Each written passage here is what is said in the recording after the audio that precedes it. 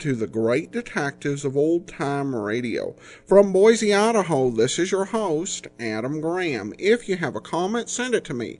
Box13@greatdetectives.net. Follow us on Twitter at Radio Detectives and become one of our friends on Facebook, facebook.com/Radio Detectives.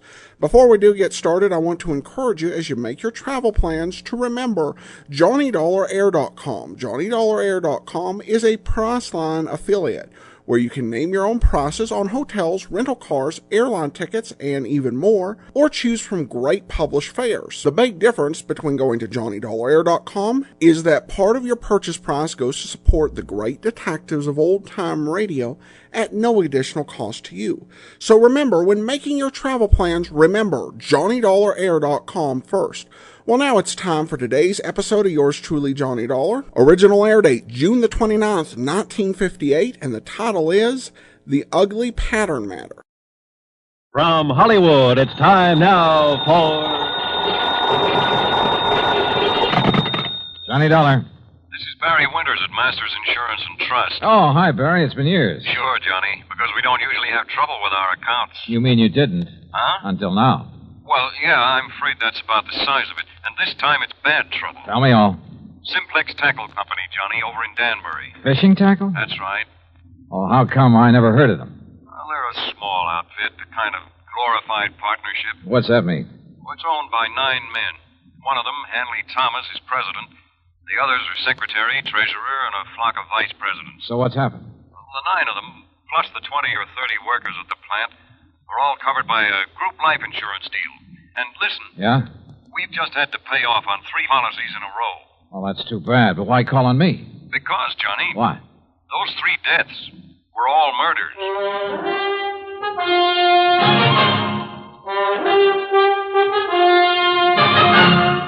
Bob Bailey in the exciting adventures of the man with the action-packed expense account, America's fabulous freelance insurance investigator. Yours truly, Johnny Dollar.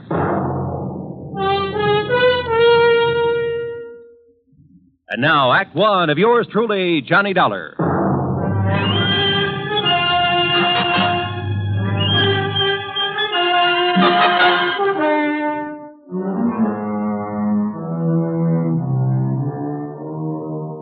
Expense account submitted by Special Investigator Johnny Dollar to the Masters Insurance and Trust Company, Home Office, Hartford, Connecticut. Following is an account of expenses incurred during my investigation of the ugly pattern matter.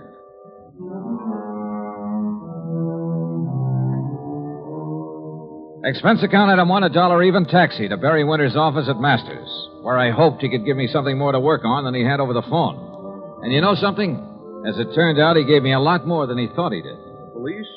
Sure, they've been working on these murders, Johnny. But they haven't come up with anything, except a theory that one man is behind them all. Why, Barry? Because the victims have all been members of the Simplex Tackle Company. Well, but I don't... Because they've all occurred within a month. Because each of them occurred on a Wednesday. Pattern, huh? That's right. And also, Johnny, because there's been no apparent reason for any of them. Have the police found anything? Nothing. Same kind of weapon used in each case? No. The first was a VP named Adams, run over by a car. Sure it wasn't accidental? The police say no. The second, John Bowers, was strangled, and Frank Dalvers was shot in his own home. No pattern there. I mean, in the way they occurred. Apparently not. But Hanley Thomas and the police don't agree. Thomas is president of Simplex, you said. And a real financial wizard. Used to be a promoter. Not much ethics, but a sharp businessman. As a friend or partner, I imagine he's a fine man. Here. I'll give you a complete list of the officers of the company, their rank and their salary. Well, I don't know exactly what good that'll do. Here you are. And this is a list of the employees. Have those employees all been checked out? Sergeant Dennis over there at Homicide made quite a point of it. So did Mr. Thomas. Well, look, why don't I run over there and talk with him? And to the Danbury police. Yeah, I think you'd better. And, Johnny, the sooner the better. Why do you say that? The pattern. There are still 6 officers left in that company. That is, 6 who are still alive. Item 2, another $1 for a cab back to my apartment. There I picked up my own car, and from here on in, the charge will be for mileage. Except for item 3, $4.25 for a tank of mobile gas. It was almost noon by the time I'd covered the 60-odd miles to the Simplex factory on the far edge of Danbury. To my surprise, it was quite a plant, new and modern in every way. A receptionist took my card, and a few minutes later I was ushered into the office of Hanley Thomas, president. Oh, this is a terrible thing. Adams, Bowers, Frank Dalvers, all within a few weeks. Barry Winters back in Hartford seems to think these murders have all been the work of one man. Police and I concur in that theory. There's been a sort of pattern followed by the crazy killer. But not an actual method, Mr. Thomas. No, I'll grant you that's true. Car accident, strangling, pistol shot. But they were done by someone who must have been very familiar with his victim. How do you mean? Oh, someone who knew, for instance, that Ben Adams took a long walk alone each night. He knew the route that he took. Same thing applied to the second victim? John Bowers always drove to work through a little woods. There he was stopped and strangled.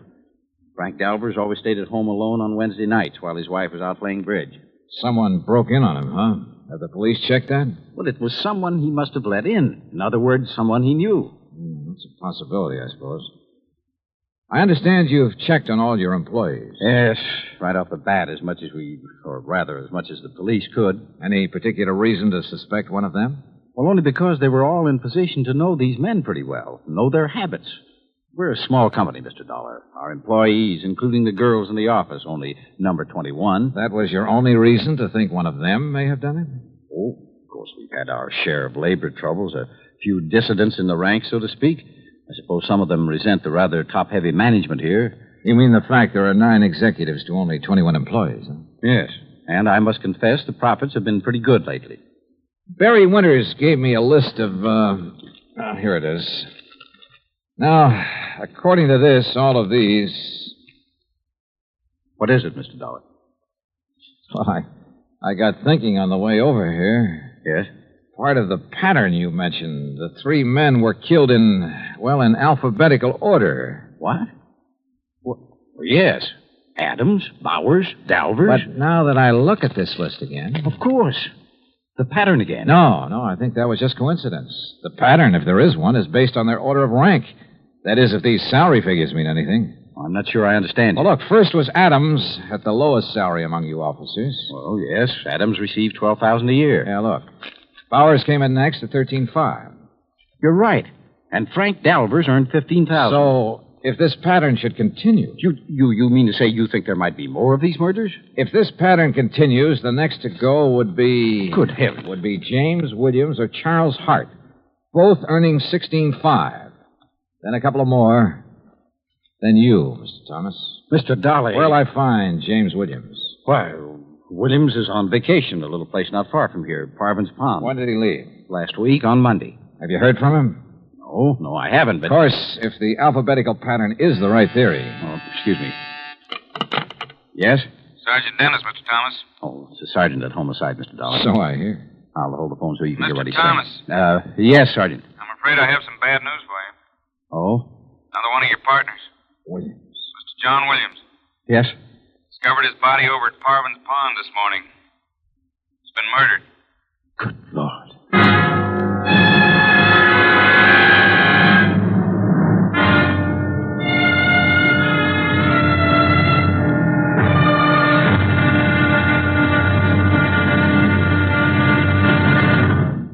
Act 2 of yours truly, Johnny Dollar, in a moment. And now, Act 2 of yours truly, Johnny Dollar, and the ugly pattern matter.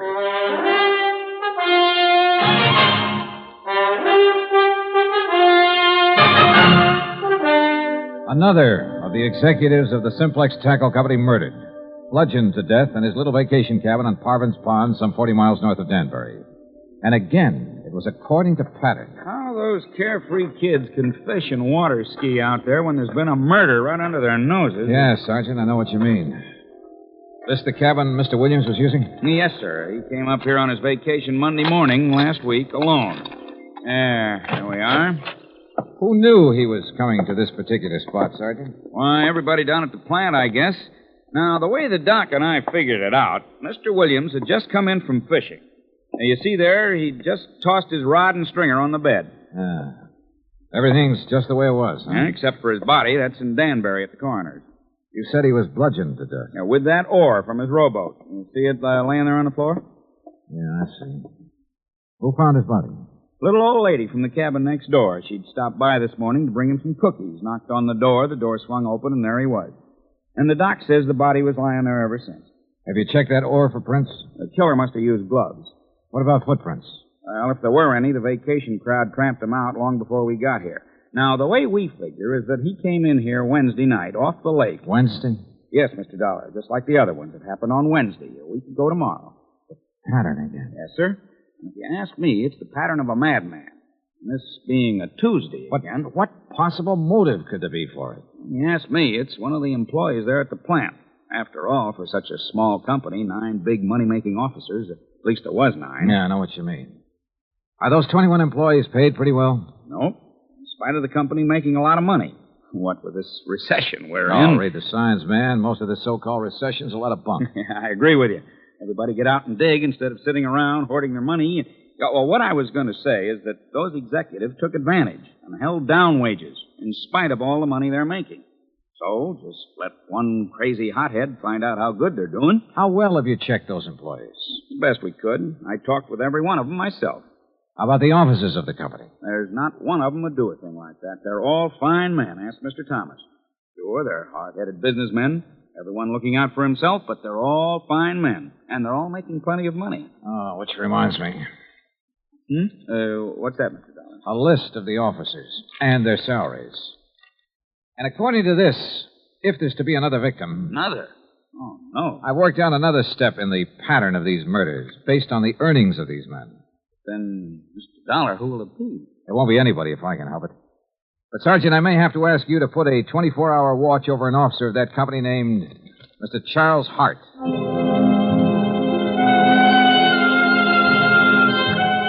I didn't bother explaining my own idea of the pattern to Sergeant Dennis. After all, my theory could be wrong.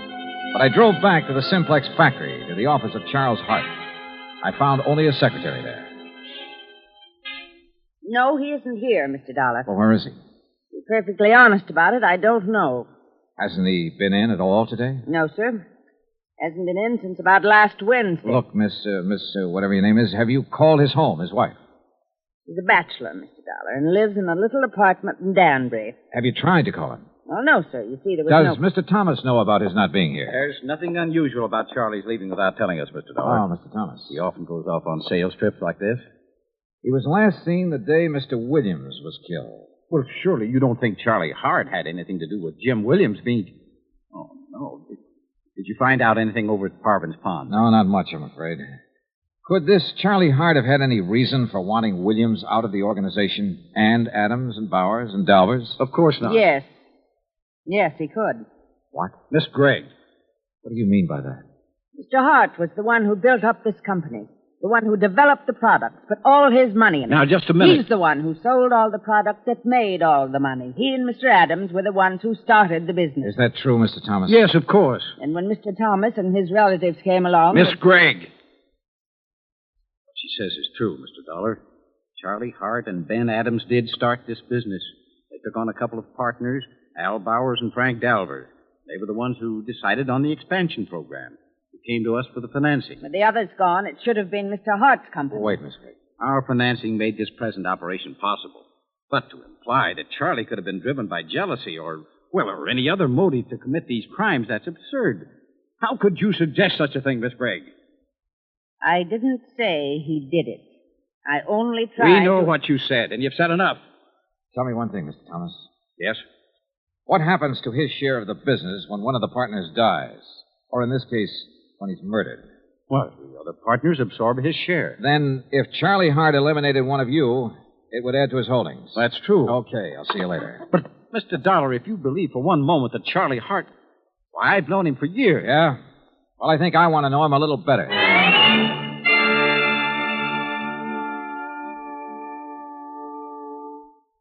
Act 3 of yours truly, Johnny Dollar, in a moment.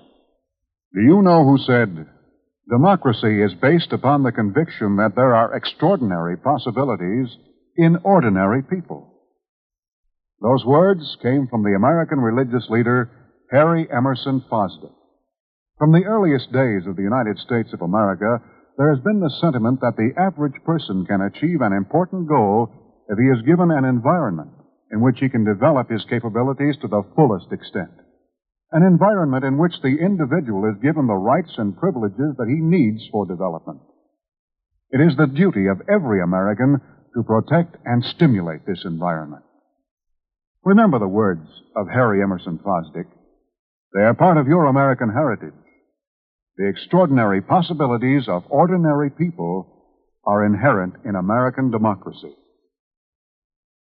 And now, Act 3 of yours truly, Johnny Dollar, and the Ugly Pattern Matter.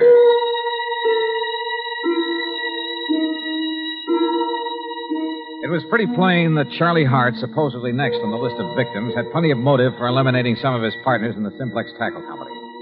I guess the same applied to any other member of the company. But he, having started the business, knew all about the others, their plans, their habits. And he'd been last seen just prior to the murder of James Williams. I got his address, hopped into my car, and drove back to Danbury. But ringing his bell and pounding on his door got me nothing. Here, young man. You want Mr. Hart to probably find him at the factory. Are you the building superintendent? That's right. Then I want you to let me into Mr. Hart's apartment. Well, now. All right, here are my credentials. I'm an insurance investigator. Investigator? Yeah, here, see? Johnny Dollar, special. And if that isn't enough, here's a 5 spot for your trouble. 10. Well. But now don't you let on that Okay, Dad, thanks.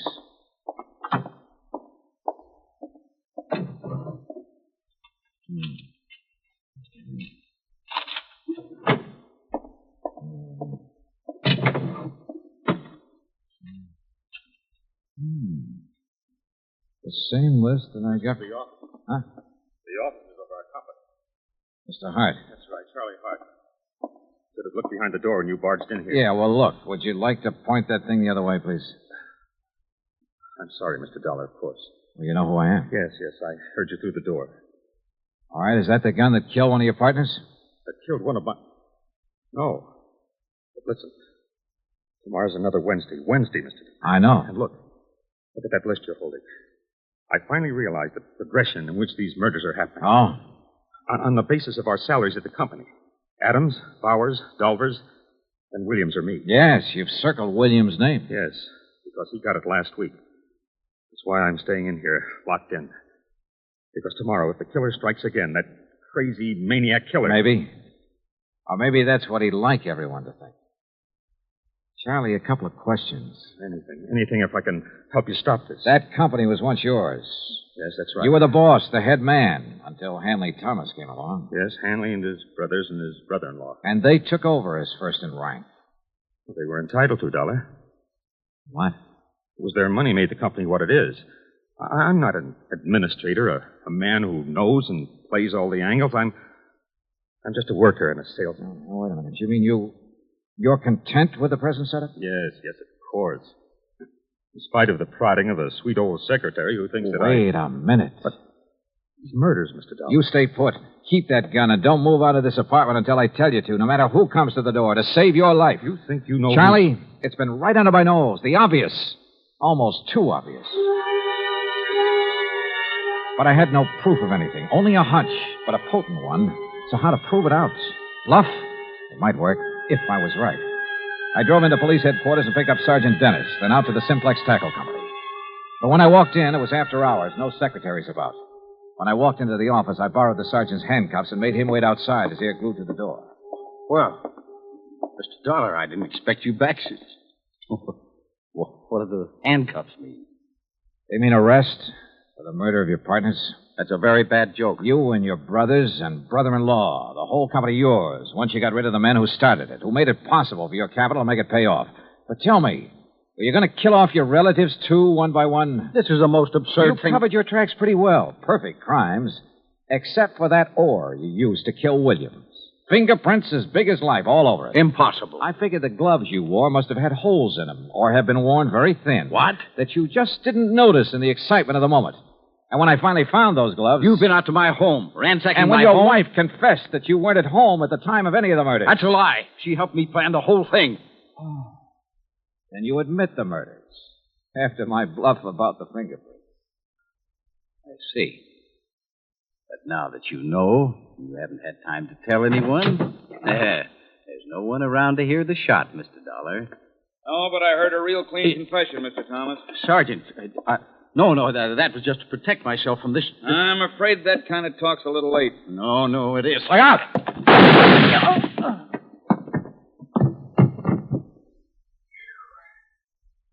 Sergeant, I haven't seen that fast a draw except on TV. Where I landed.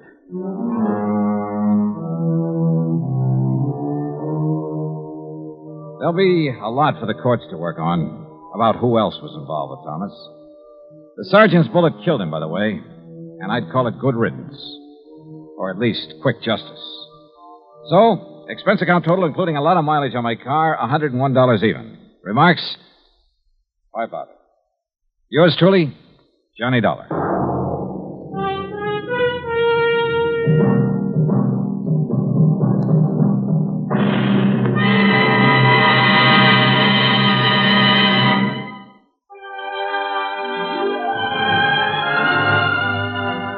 Yours truly, Johnny Dollar, starring Bob Bailey, originates in Hollywood and is produced and directed by Jack Johnstone, who also wrote today's story. Heard in our cast were Virginia Gregg, Les Tremaine, Forrest Lewis, Herb Vigran, Junius Matthews, and Frank Gerstle. Be sure to join us next week for another exciting story of yours truly, Johnny Dollar. This is Roy Rowan speaking.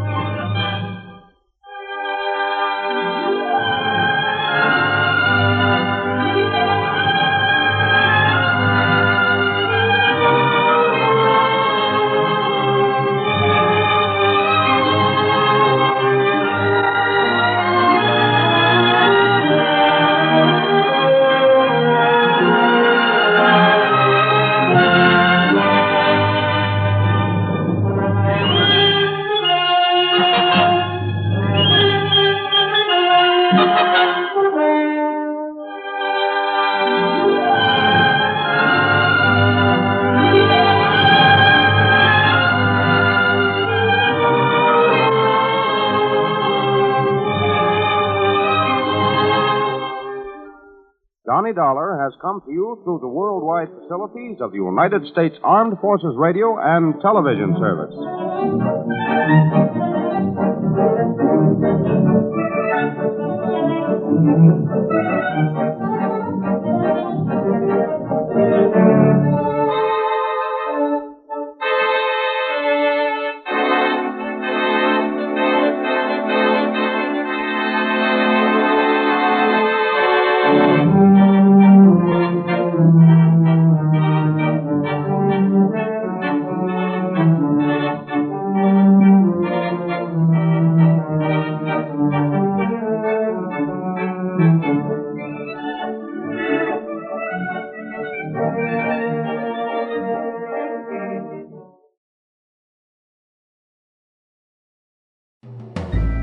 This is Andrea J. Graham, author of the Web Surfer series. Oh, and a Madam's Wife. You're listening to the Great Detectives of Old Time Radio.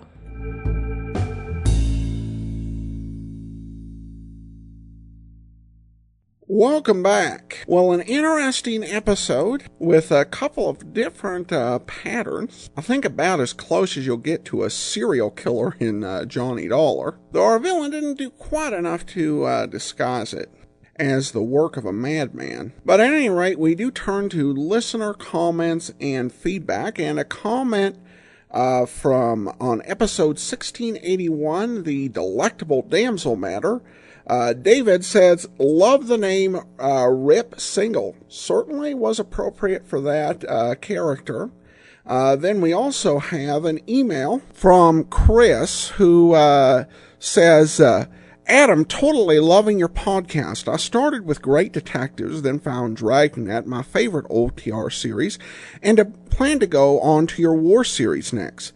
Love your work and love that you do not sell things that are in public domain as other OTR podcasters do. Looking forward to your future work.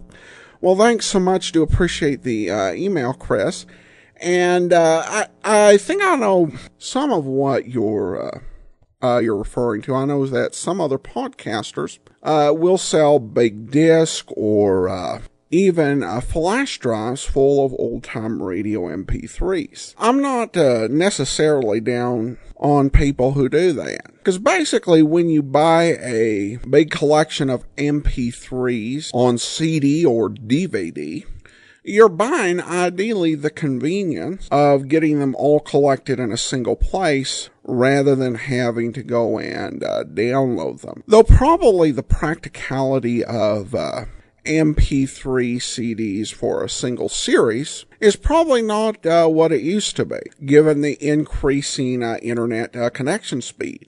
For example, the old-time radio researchers just released their certified set of the Lux Radio Theater, which in old days would have taken 42 CDs, and I think it would have still taken several DVDs if you go through it the old-fashioned way. But I downloaded it just off and on over the course of a few days, and doubtless some of you with faster connections could do that even faster. But still, some of these are fairly large collections. And I have had people request that we make some sort of archived CD version of the show for people just to easily order. And I think the reason that I've not done that, and I have thought about it, and I hate to disappoint any listeners' request, but to me, I guess one way I've thought about it is a lot of people don't, you may not remember this, but Netflix used to sell used DVDs. They, of course, like any video rental place, would buy up a ton of new releases when a new movie was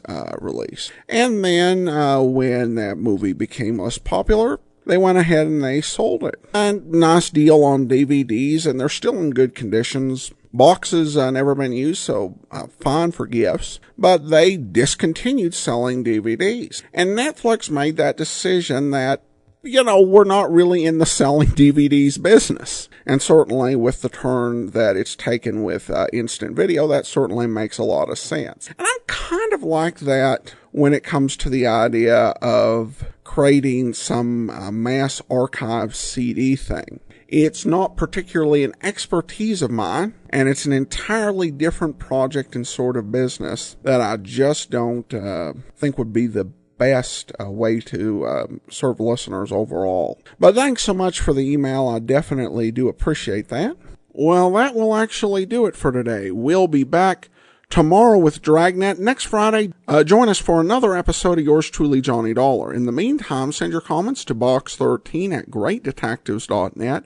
Follow us on Twitter at Radio Detectives.